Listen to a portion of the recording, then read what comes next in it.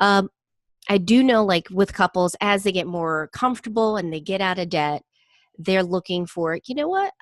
The credit cards had a lot out of me with those rate payments. I'd like to get some rewards from them. And they decide to get one of those cards, whether it's points or travel.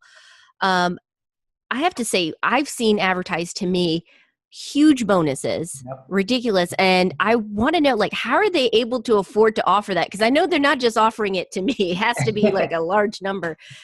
Since you are more familiar with the industry and the business, could you kind of describe that?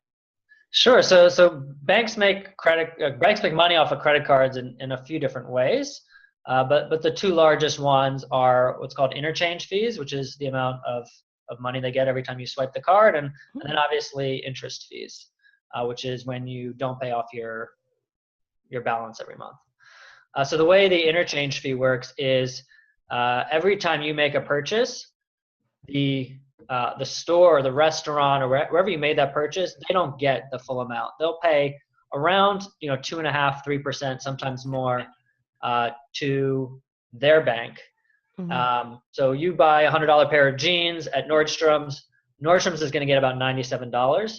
That $3, most of it will go to your credit card issuer. So like if you're using a Chase card, most of it will go to Chase. Probably about $2 plus or minus. The other dollar gets split up between Visa, MasterCard, and the merchant's bank, and there's some other middlemen in there sometimes as well. Yeah. So that money that Chase is getting when you swipe that card, that's typically what's funding the rewards programs. Really? It's Okay. also covering some fraud that they have to deal with inevitably as well.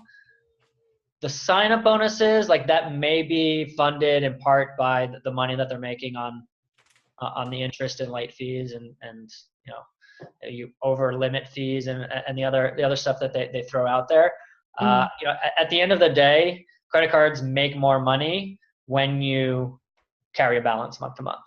Yeah. So they don't want you to get in so far into debt that you can't pay it off in default, but they certainly don't mind when you hold a revolving balance month to month and only pay your minimum balance.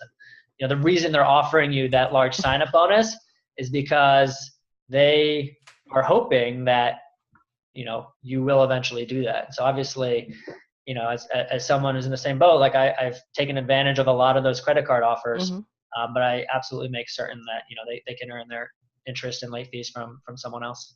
Yeah, and that's a good point. And I want listeners and viewers and everybody to be aware that the credit card companies aren't doing this as a favor to you or to get any goodwill. It's a profit. It's a business. But you too can be organized with your finances. If you want to do it yourself, that's great. I'm personally not a person that can stay on top of everything with what I have going on. But tools like Debitize gives you at least an option where you set it and it's easy and it's automatic.